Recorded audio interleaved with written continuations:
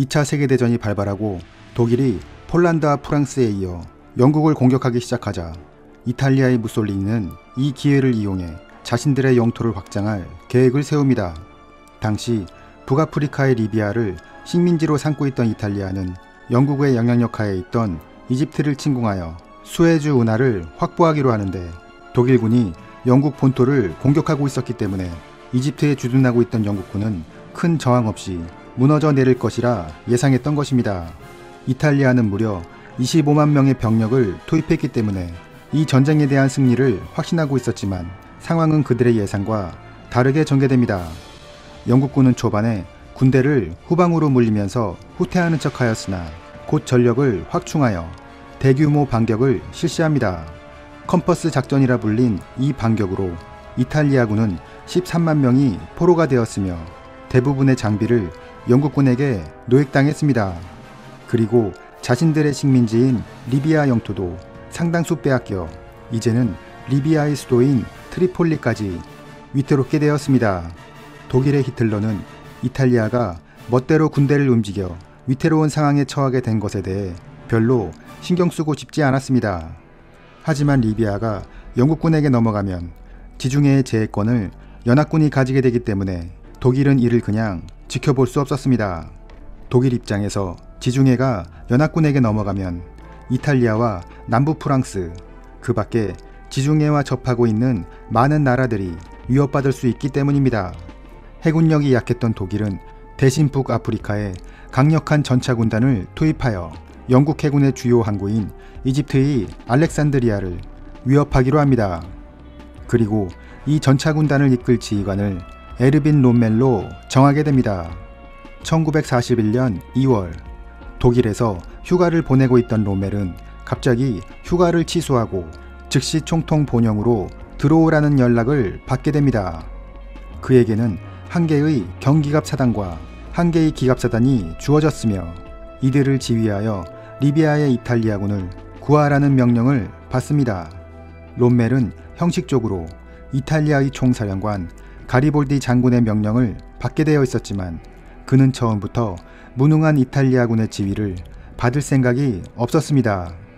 롬멜은 이탈리아 지휘관들에게 더 이상의 후퇴는 용납할 수 없으며 적극적으로 방어전에 임해 영국군의 진격을 멈추도록 해야 한다고 주장했지만 이미 사기가 떨어진 이탈리아군은 적극적인 호응을 보이지 않았습니다. 롬멜은 독일군 단독으로라도 방어작전을 개시하고 싶었지만 아직 그에게는 충분한 군대가 없었습니다. 제5 경기갑사단은 4월이 되어야 모두 도착하고 군단의 핵심인 제15기갑사단은 5월에 도착할 예정이었기 때문입니다. 더 이상 시간을 지체할 수 없다고 판단한 롬멜은 우선 리비아에 들어와 있는 소수의 병력을 이용하여 전투를 감행하기로 합니다. 그는 일반 군용 차량에 나무 판자를 이용하여 전차처럼 보이도록 외형을 꾸몄고 차량 뒤에는 널판지를 매달아 이동 시 모래먼지를 일으키도록 했습니다. 그리하여 1941년 3월 24일 독일군 제5 경기갑사단이 영국군의 거점인 엘 아게일라로 진격하기 시작합니다. 이렇게 사막의 여우 롬멜 장군의 신화가 시작된 것입니다. 영국군은 전방에 거대한 모래먼지가 다가오고 있는 것을 보고 독일군이 대규모 병력을 이끌고 온다고 판단하여 별다른 저항 없이 후방으로 철수해버립니다. 이렇게 독일군은 소수의 병력으로 쉽게 엘 아게일라를 차지합니다. 독일군은 이 기세를 몰아 다음 목표인 메사 브레가로 진격합니다. 하지만 이곳은 영국군이 강력한 진지를 구축하고 있었기 때문에 쉽게 공격하기 어려운 지형이었습니다. 여기서 롬멜에게는 두 가지 선택지가 있었습니다. 하나는 주력 부대인 제15기갑 사단이 도착하는 5월까지 기다리는 것이고, 다른 하나는 영국군이 방어 진지를 더 구축하기 전에 현재 있는 병력으로 신속하게 공격하는 것입니다. 결국 롬멜은 후자를 선택하기로 합니다. 메사 브레가를 신속히 공격해야 하는 이유는 또 있었습니다. 그것은 바로 식수 문제였는데, 사막 지형에서 식수는 가장 중요한 보급품이었지만 공급이 원활하지 않았기 때문에 수자원이 풍부한 메사 브레가는 독일군이 반드시 차지해야 할 전략적 목표였습니다. 결국 독일군의 과감한 공격으로 이 도시는 하루 만에 점령되고 영국군의 차량 100여 대가 노획됩니다. 독일군은 이제 리비아의 동부 지역인 키레나이카 지역으로 진출하기 시작합니다. 영국군은 후퇴를 거듭합니다. 얼마 전 이탈리아군이 자신들에게 쫓겨 밀려났던 것과 같이 이제는 자신들이 독일군에게 쫓기는 신세가 된 것입니다. 한편 형식적으로 롬멜 장군을 지휘하고 있던 이탈리아 지휘부는 독일의 이러한 진격이 걱정되었습니다. 아직 독일의 주력 부대가 도착하지 않은 상황에서 소수의 병력으로 무리하게 공격하다 영국군에게 패배하기라도 하면 리비아가 통째로 영국군에게 넘어갈 수 있다고 생각했기 때문입니다. 이탈리아군 총사령관 가리볼디는 롬멜에게 무모한 공격을 멈추라고 요구했지만 롬멜은 그의 요구를 단호히 거절합니다. 그는 이 전쟁의 승패를 결정짓는 요인이 시간이라고 판단했습니다. 그리고 영국군이 전력을 고스란히 유지하면서 후퇴한다면 이후에 다시 반격해 올 것이 분명했기 때문에 어떻게든 그들과 전투를 치러 그들의 전력을 약화시킬 필요성이 있었습니다. 독일군은 계속하여 영국군을 추격합니다. 당시 독일군이 영국군을 추격하는데 가장 어려웠던 점은 진격 방향 설정과 험지 기동이었습니다. 리비아의 광활한 사막에서 부대가 방향을 잘못 설정하여 엉뚱한 곳으로 이동하기도 했고 늪지대를 만나 차량의 이동이 지체되는 상황이 자주 발생했던 것입니다.